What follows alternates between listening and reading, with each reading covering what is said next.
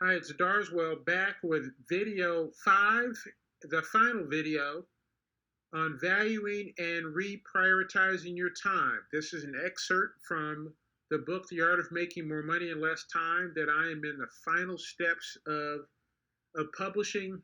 And what you have learned so far is one of the 4 simple strategies to greater profits and more time to enjoy life. And I hope that you at this point have concluded and have clearly seen the value in the analysis that we went through and that it accomplishes exactly that. In this short video, I'm going to cover some frequently asked questions and then have some final comments. And obviously, what I'm very much interested in is you giving me feedback. I'll ask you to specifically post some things about the class in terms of, if you will, the work you've been doing, and then give me some feedback so I can get better at what I'm doing. So here's a quick recap on the core strategies that we covered in this reprioritization discussion, this lesson we've had. The first step was to come up with an effective hourly rate. And using the Dimitri example, a CEO with $2 million in revenue that works 3,000 hours per year, when you divide the 2 million into the 3,000 hours, you come up with an effective hourly rate of $667 an hour, which is a very significant hourly rate. And so with that information, we then looked at the tasks that Dimitri did every day, and this is what you did, was to say, okay, what tasks are out there and what exactly that are mundane, which ones are really not productive for me to spend my time on? And after we, in effect, develop that list, we then estimate the cost to delegate that, an hourly cost to have someone else do that work. With that information, we then evaluate which one of those tasks you can delegate. You have to evaluate your effective hourly rate. You have to evaluate the value and the cost of having someone else to do it, and then decide which ones are eligible or make sense for you to offload to someone else. And then really the next and the key question in the core of making more money in less time is to decide what to do with that extra time. You can decide to invest it in your business and grow your revenue stream, which means you will make more money in the same amount of time that you are now, or you've decided that you can offload that that expense and you can go and enjoy life.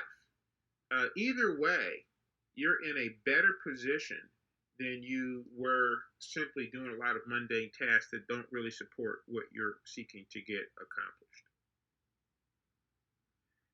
At this point, what I want to do is to talk about what I call dealing with the ifs and buts, or the frequently asked questions that I get. I want to emphasize here, and I've got my little feet in the sand down here, that let's emphasize the fact that change, which is what this would be, is a process, not an event. You're not going to snap your fingers and everything changes.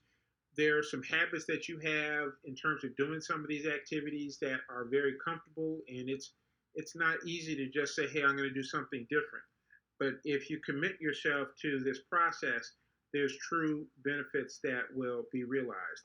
And so let's talk about some of the what ifs. The first one is, what if your effective hourly rate is low? Now, it depends on what business you're in. I tend to look at anything below $100 as being low. But again, it depends on what you do for a living. It depends on how many people you have doing it. There are some jobs that are relatively low paying, but if somebody else besides you does most of the work, well, then you can have a higher effective hourly rate.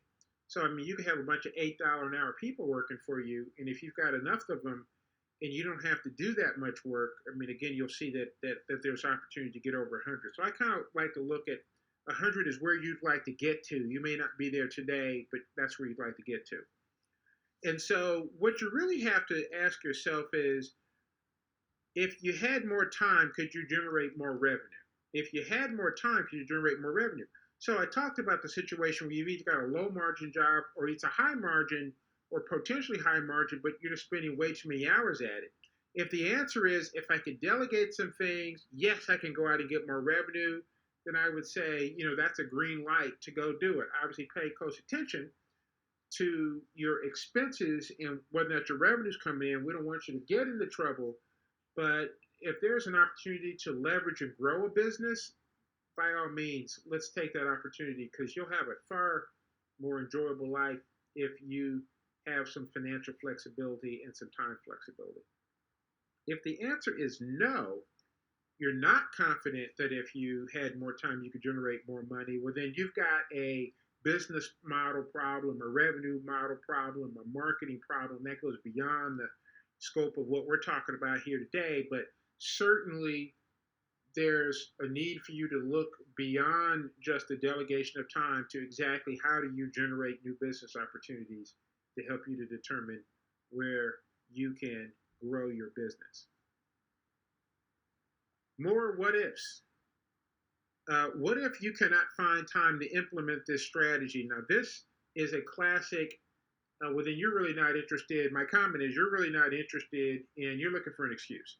You're really not interested in growing your business. And I've had people tell me that they don't have time to do things that would help them to have more time. And I just throw up my hands and say, this change. First off, you got to ask yourself, why are you fighting change? And then understand that this is a process. Okay, you might not be able to delegate, if we use Dimitri's example of 28 hours. Maybe you can't do all 28. Maybe you need to do 4, or maybe you need to do some small subset.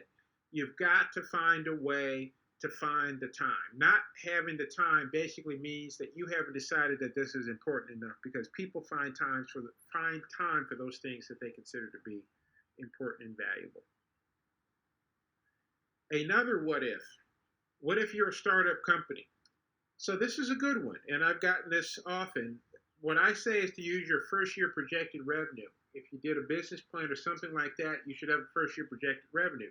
If you didn't, you need to put a stake in the ground around a revenue stream. Otherwise, you really can't use this tool as it's been laid out. Now, in terms of your initial activities, as you get into your business, there will inevitably be work that you'll be doing that, as you grow your business, are things you can delegate. It's a great idea to identify those early on and say, okay, as my revenue stream grows and my effective hourly rate is increasing, I now know, because of the analysis you've been through, that I can delegate some of these other activities, which would give me the leverage point to do more valuable activities. I mean, that's really what it's about. You have to be conscious of the value of your time versus the activities that you spend it on. So that's really my what if. So here are my final comments. I'd really like for you to share what you have learned in the site. I'm looking for feedback. Other people attempting to determine whether or not this class has value, or are really wanting to just get your general insights. But here's specifically what I'd like to know. How many hours have you determined or identified that you can gain as a result of going through this class? And then I'd like for you to share with me, what are your plans for those additional hours? What are you going to do with those hours? Are you going to invest them in your business, or are you going to use them as personal time? And then please, give me feedback so I know how to get better. I mean, that's what this is all about. And so then finally, I just want to alert you to the fact that to be on the lookout for my future lessons from the book. I'm going to do all 4 of the strategies. The next one I'm going to do is called Multitasking is a Myth. That one is fascinating. It is a simpler, quicker lesson than this particular one. And so I'm going to do that one next, followed by rapid decision making. What we have learned is that one of the reasons why people take a long time with their success is it takes them to make a decision and take action. And so I'm going to share with you exactly how to accelerate your ability to make good decisions. And then finally, how to grow revenue 16 times by using just one simple strategy. 16 times increasing your revenue using one simple strategy. Those are the next three lessons I'm going to do. And so I really, really thank you for this. Please don't forget to give me feedback. That is how I grow. That is the one thing that you can give back to me as a result of doing this. Please do that. And then I finally want to thank you. And I show you a little picture of me. I was sailing down in Melbourne, Australia in January. And by the way, I was in Melbourne, Australia, and I still did work when I was on my downtime. So I found a number of interesting ways to prioritize my time whereby I can enjoy life at the same time. And with that, again, thank you. And I hope to see you in a future class.